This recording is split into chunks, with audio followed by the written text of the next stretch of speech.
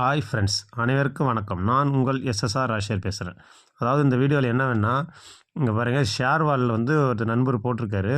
அதாவது பார்த்தீங்கன்னா, இது போல் வந்து அந்த ஜாயினில் வந்து இது போல் பிரச்சனை இருக்குன்ட்டு சொல்லி, இதுக்கு காரணம் வந்து மொத்தம் 3 காரணம்.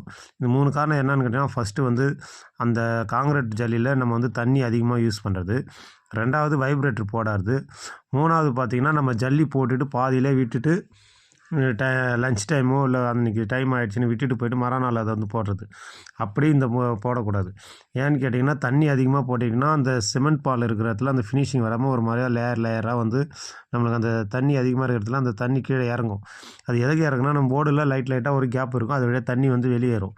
அப்போ வரக்குள்ளே சிமெண்ட் பாலையும் சேர்த்து எடுத்துன்னு வந்துடும். அதனால் வந்து அந்த இடத்துல வந்து நம்மளுக்கு வந்து அந்த போடுற நம்ம வந்து மண் மட்டும் அந்த இடத்துல நின்றுட்டு பால் வெளியேறினால ஒரு மாதிரி அது வரும். 2வது பார்த்திங்கன்னா, இந்த வைப்ரேட்டர் வந்து யூஸ் பண்ணாமல் கம்பியோ இல்லை கோலோ வச்சு குத்தக்கூடாது. அதுமாரி குத்தக்குள்ளே அது கரெக்டாக அந்த இடத்துல பேண்டிங் ஆகாது, ஸ்ட்ரென்த்தும் கிடைக்காது. 3வது பார்த்திங்கன்னா, இந்த இதில் பார்த்திங்கன்னா வந்து ரெட்டிஷ் பிளாக்கு இதுமாதிரிலாம் வந்து யூஸ் பண்ணுறாங்க.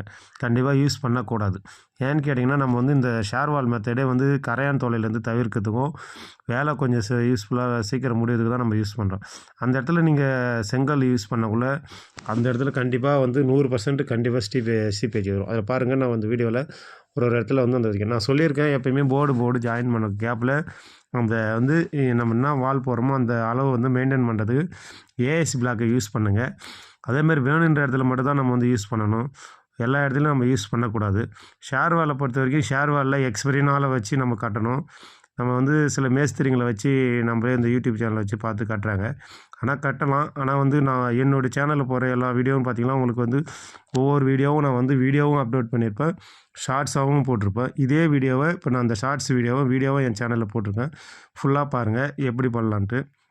இதுமாரி பண்ணக்குள்ளே இந்த இடத்துல நம்மளுக்கு வந்து நாளைக்கு பட்டி டைரெக்டாக அப்ளை பண்ணக்குள்ளே அந்த இடத்துல வந்து பாண்டிங் ஆகாது. அதனால் தயவுசெய்து ஷேர் வால் பண்ணக்குள்ளே என்ன பண்ணுறன்ட்டு A to Z அனைத்தும் பார்த்து கற்றுக்கின்னு போடுங்க.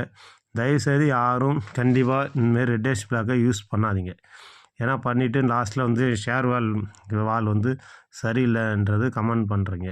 அது வந்து நம்ம ஒரு எந்த ஒர்க்குமே நம்ம ப்ராப்பராக பண்ணி அது கரெக்டாக நம்மளுக்கு வந்து செஞ்சிங்களா தான் அது நம்மளுக்கு வந்து ஒரு பெனிஃபிட் கிடைக்கும். சில பேர் வந்து ஏனோதானமான்ற ஒர்க்கை கண்டிப்பாக பண்ணாதீங்க. எந்த ஒர்க்குமே சரி.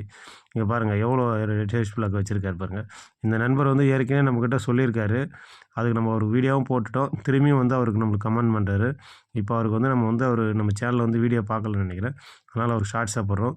சேனல் சப்ஸ்கிரைப் பண்ணுங்கள், லைக் பண்ணுங்கள், கமெண்ட் பண்ணுங்கள். அப்போ தான் நான் போடுற வீடியோ வந்து உங்களுக்கு ஃபுல்லாக கிடைக்கும். ஷேர் வால்